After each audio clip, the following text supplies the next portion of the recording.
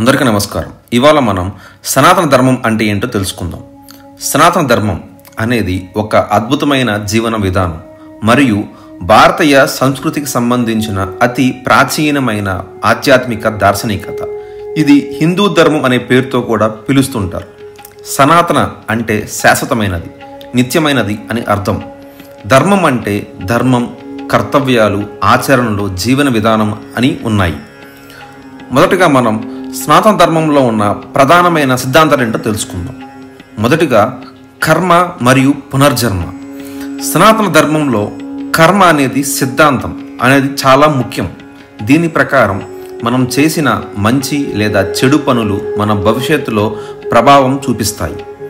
ఈ కర్మల ఫలితంగా పునర్జన్మ జరిగి మనం తిరిగి జన్మిస్తాం. దీని ద్వారా మనం చివరికి మోక్షం పొందగలుగుతాం. ఇప్పుడు మనం సనాతన ధర్మంలో ఉన్న రెండవ ప్రధానమైన సిద్ధాంతం ఏంటో తెలుసుకుందాం. మోక్షం. మోక్షం అనేది పునర్జన్మ చక్రం నుండి విముక్తి పొందటం. అది మనం ఆత్మను తెలుసుకోవటం, నిజమైన స్వరూపాన్ని గ్రహించడం ద్వారా సాధించవచ్చు.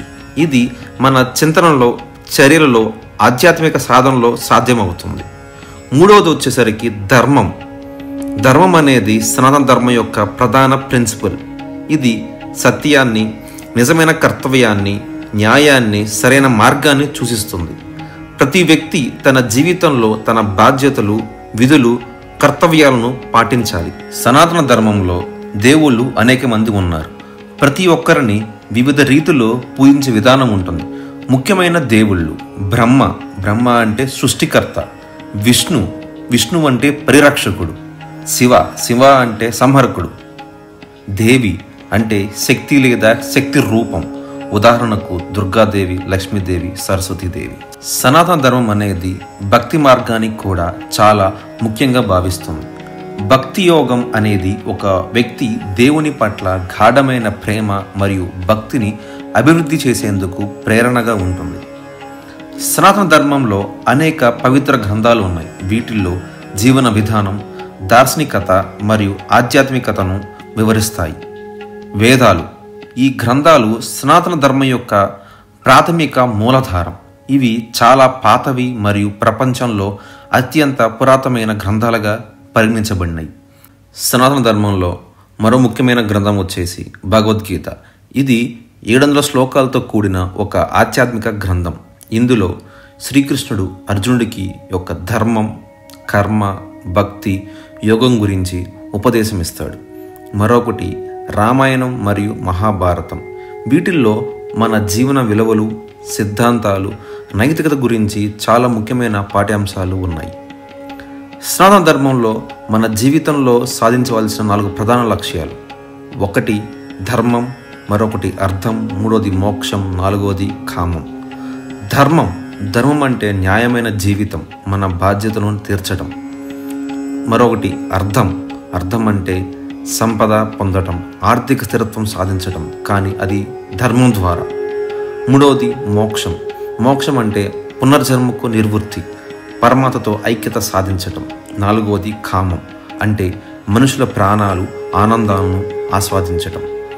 సనాతన ధర్మంలో ముఖ్యంగా 4 రకమైన యోగాలు ఉన్నాయి.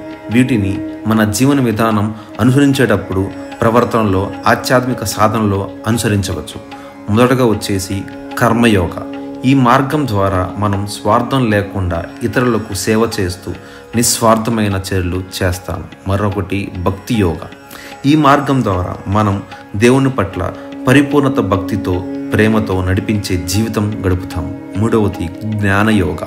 ఈ మార్గం ద్వారా మనం ఆత్మను తెలుసుకోవటం, అవగాహన పెంపొందించటం. 4వది రాజయోగ. ఈ మార్గం ద్వారా మనం మానసిక ప్రశాంతత, ధ్యానం యొక్క ద్వారా సాధించవచ్చు. సనాతన ధర్మంలో ప్రకృతి, పర్యావరణం కూడా పవిత్రంగా పరిగణించబడినది. మనం ప్రకృతితో ఒక భాగముగా జీవించాలి. దీని ద్వారా మనం ఆధ్యాత్మిక ప్రగతిని సాధించవచ్చు. సనాతన ధర్మంలో ముఖ్యమైన పండుగలు మరియు ఆచారాలు. సనాతన ధర్మంలో పూజలు, ఆచారాలు, పండుగలు చాలా ముఖ్యమైనవి. వాటిల్లో దివాళీ, హోలీ, నవరాత్రి, సంక్రాంతి వంటి పండుగలు మన జీవితంలో ఆనందం, శాంతి మరియు ధార్మిక విలువలను ప్రదర్శిస్తాయి. చివరగా సనాతన ధర్మం అనేది ఒక సమగ్రమైన జీవన విధానం. ఇది ప్రపంచంలోని సత్వర మార్గాలు, ధార్మిక భావనలు, జీవన ప్రమాణాలు మరియు ఆధ్యాత్మిక ప్రణాళికలు కలిపినది.